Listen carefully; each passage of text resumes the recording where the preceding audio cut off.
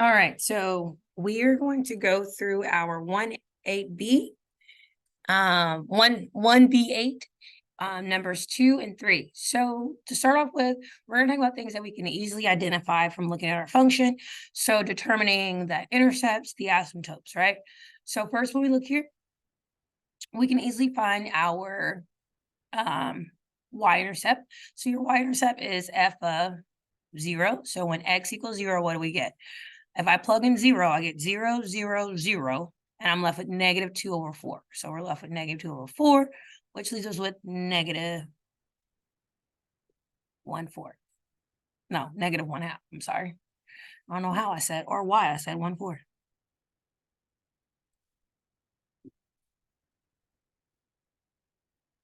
So that leaves us with negative 1/2 because all we're left with 2 in the numerator and 4 in the denominator when we plug in 0 for everything. Okay. So we know for a fact that on our thing we have 0 and negative 1/2. Okay. Next, we're going to talk about our x-intercept. So to find your x-intercept, that's when you're saying when the function equals 0 is when we're looking for our x-intercept, right? Now, we can't apply that rule to the denominator. We only can apply that rule to the numerator. So we're asking, when does x squared plus 3x minus 2 equal 0? Okay. The best way and fastest way without having to worry about your factoring. If mental factoring doesn't work, the best thing to do is just the quadratic formula. So the quadratic formula is going to lead us to x equals negative b plus or minus square root of b squared minus 4ac divided by 2a, right? So we go through this and we end up with negative 3 plus or minus, and 9 plus 8 is square root of 17 over 2. Those are our x-intercepts, okay? Those are the exact values. We'll plug them in into a calculator to find the approximate values. But for right now, we now know that this will tell us our x-intercepts. Okay, so x-intercepts are done. Now we're going to talk about our asymptotes. So next, we're going to look for our vertical asymptote. Our vertical asymptote is when we set our denominator equal to 0. So we have 2x plus 4 equals 0. When we have 2x plus 4, that means x equals negative 2. So we have a vertical asymptote at negative 2. Okay, now we're going to check for our horizontal asymptote. So to check for your horizontal asymptote, you're looking at the degree of your numerator and the degree of your denominator. The degree of our numerator is 2. The degree of our denominator is 1. So n is greater than d, which tells us that we should do long division to find our slant asymptote.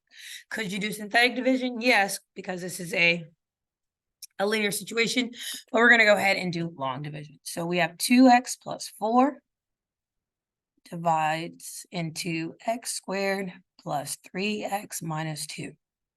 Okay, so 2x, so x squared divided by 2x is going to leave me with 1/2 x. Okay, so then after I divide, I multiply. So we have 1/2 x times 2x is going to give us at 1x squared. 1/2 x times 4 is going to give us 2x. After you divide, you multiply, then you subtract. When you're subtracting, that means you're changing the signs and combining. So 3x plus negative 2x gives us 1x. Then we're going to bring down our negative 2. And we repeat. So now you have x divided by 2x. Well, x divided by 2x is just 1/2.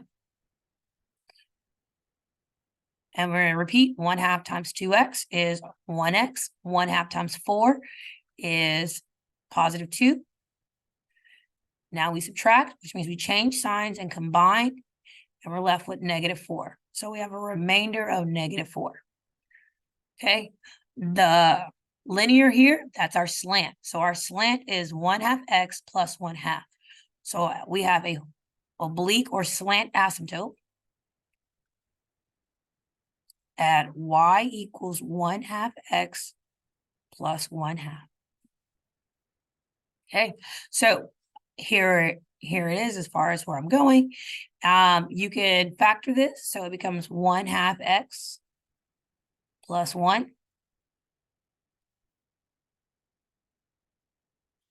So when I'm following this rule, if you want to write it either way, but I'm starting at a half, and from a half, I'm going up 1. So I start at a half, I go up 1 and over 2. Up 1, oh, it won't let my little dashes say up 1 and over 2. Up 1 and over 2. Up 1 and over 2. I'm going to repeat.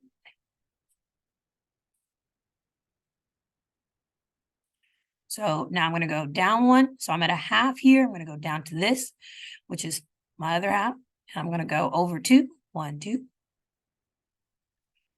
I'm going to go down 1, over 2. 1, 2.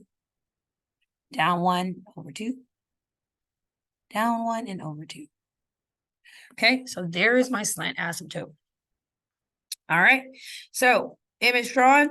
Now I'm going to figure out where my function is going and how I'm going to draw it. So I need my x-intercepts to kind of help guide me also. I have my y-intercept. So to find my x-intercept, I'm going to be inputting this into the calculator. So let me go to my handy dandy calculator. And I'm putting in -3 plus the square root of 17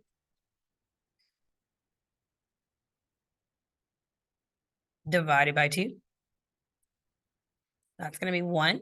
I'm going to arrow up, hit enter, and I'm going to go from plus to minus. And so here are my 2 approximate x-intercept values. So we have x approximately at, our x-intercepts are approximately at, we're around to the nearest hundreds, 56 hundredths, and -3 and 56 hundredths. Okay, so we are here,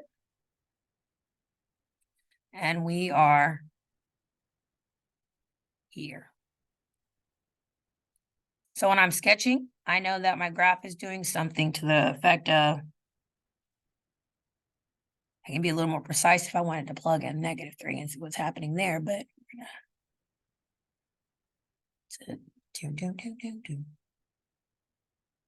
all of my critical points are being hit.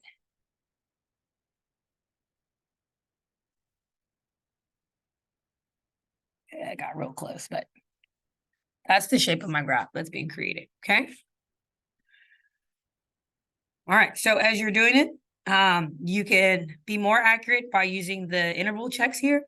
So your interval checks are saying, what are your intervals? What are you measuring from? Well, I'm going from -infinity. So -infinity up until my 0, what's happening? And then all the way over to positive infinity is what, from here to here, what are we doing? So we're hitting a 0. So our 0 that we are touching is at -3 and 56 hundredths. Our vertical asymptote that stops us is at -2. And our other 0 that we're hitting is at 0.56, okay? From here, we then are going to talk about finding exact values, describing what's happening, and using your test points, okay? So test point, a test point is a point to the left of this. And a test point is in between. So a test point to the left of my 0 could be -6 or -5 or whatever I feel like would be an easy number for me to multiply by. So let's say I did -6. For my vertical asymptote, a point is going to be 1 to the left and 1 to the right of it. I drew my lines in the wrong spot. Hold on. Okay, so I fixed my lines. So my 0s, my vertical asymptote, and are my critical points. And so that's where I'm looking at. I'm analyzing to the left and right of each one of these values. And I did not draw enough my lines in the right spot for me to be able to measure from left to right. So, so I chose a point to the left of it. Now I'm going to choose a point to the right of it. I can just go with -3. Same thing here, left and right, already handled. And then my last point here is going to be 2. Okay. What do you do with the test points? You're going to find the value of f of x. Simply, that means you're just going to plug them in into the reduce function. All right, so after we do this, we're going to plug in the value. So when I plug -6 into the original equation, what do I get out of it? I get -6 squared, which is going to be 36 plus -18 36 plus negative 18 is going to give me positive 18. 18 minus 2 gives me 16. So I have 16 on top. And then 2 times negative 6 is negative 12. Negative 12 plus 4 gives me negative 8. So this is going to leave me with negative 2. So that's all I'm doing is plugging these values in. So I've already did the rest. So negative 3 is going to give me 1. Negative 1 gives me negative 2. And 2 gives me 1. Okay. This is useful when you are trying to plot a better graph, be more accurate with your plotting of your points. So I know that I should have gone through negative 6, negative 2. Did I go through negative 6, negative 2? Yes. I know that I should have gone through negative 3, 1. Did I go through negative 3, 1? Yes. Then on this side, I should have gone through negative 1, negative 2. Did I go through negative 1, negative 2? Yes. Here I should have gone through 2, 1. Did I go through 2, 1? Yes. So my points are there. It's more accurate. The signs are just saying, what are the signs of your output? So I have a negative, a positive, a negative, a positive. And what does this tell me? It just tells me whether it's above or below the x-axis. So this is below. This is above. This is below. This is above. Okay, so that's analyzing the whole graph, making sure you're drawing as accurate as possible, finding the values that are necessary, and going from there. So I analyzed the graph. I found its asymptotes, found its zeros, and there's really not much else to do. So you have your vertical asymptote at x equals negative 2.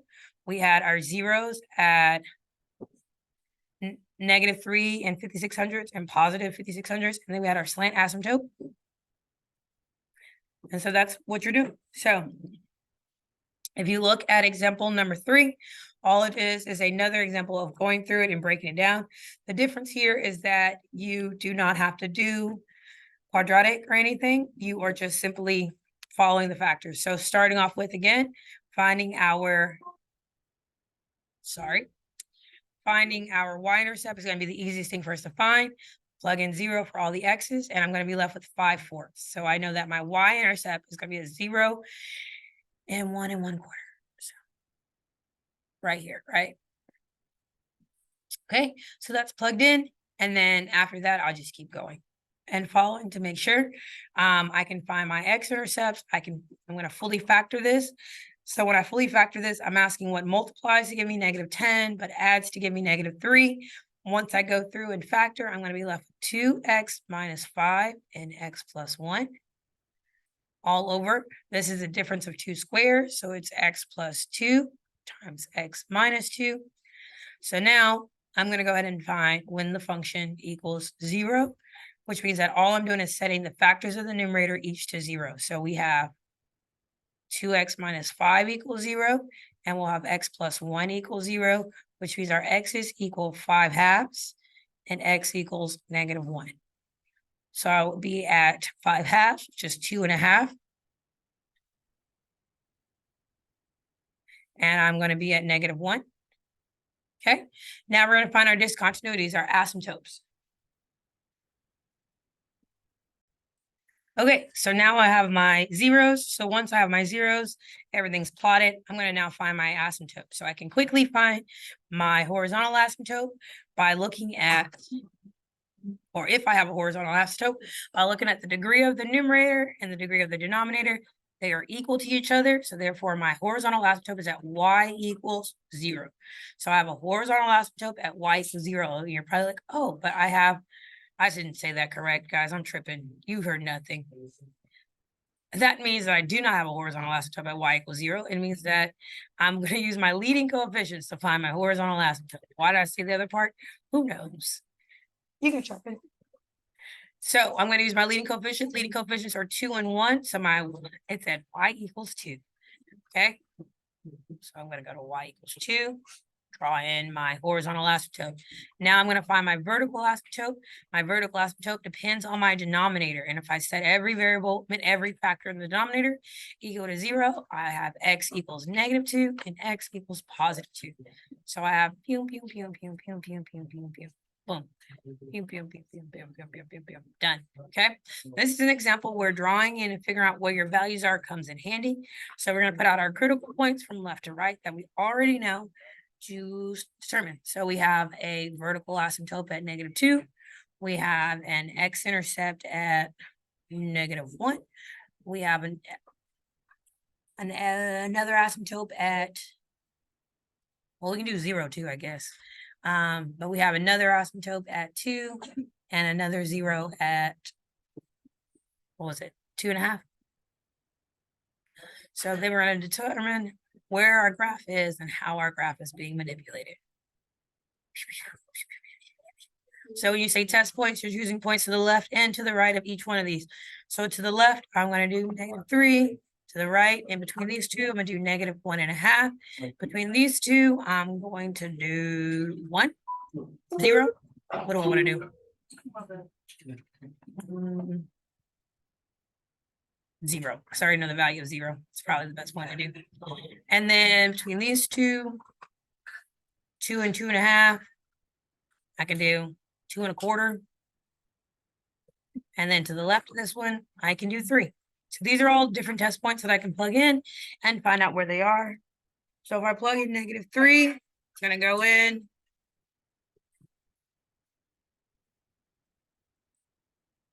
.2 I plug in -0.5. I'm going to get -16/7. I plug in 0, and we already know what we get for 0. We get 5/4.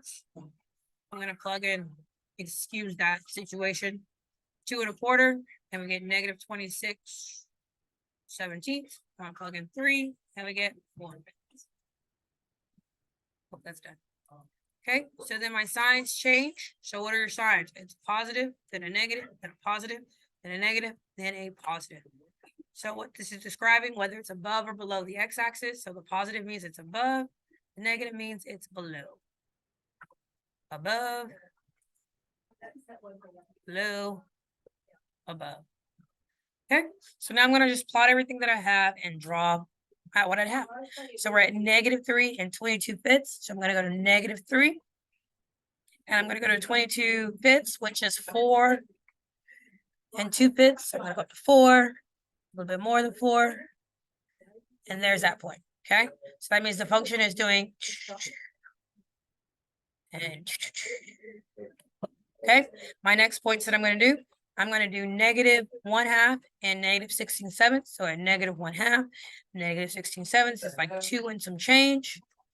-2 and some change. So I'm going to go here. And then on the other side, I was at 0 and I had a value. Probably should have did 1 now that I think about it. But St. James's spot. if I plug in 1, what do I get? 2? Yeah, mathematically. So the graph, this is an example of when you can cross a horizontal asymptote happening. So notice I crossed that horizontal asymptote. Horizontal asymptotes aren't as permanent as vertical. You can usually cross generally at one point. And then lastly, we are crossing here, and 3 was at 4/5. So 3 is at 4/5, right under 2. And we're going to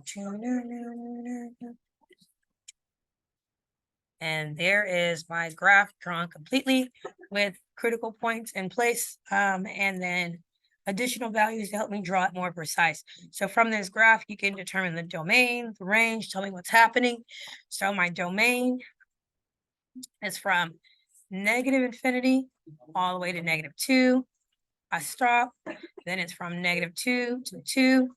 Stop. Then it's from 2 to infinity.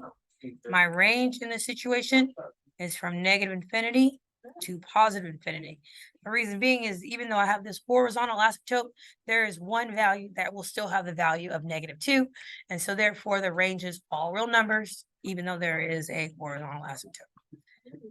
All right, that concludes your 1B.8 part 2.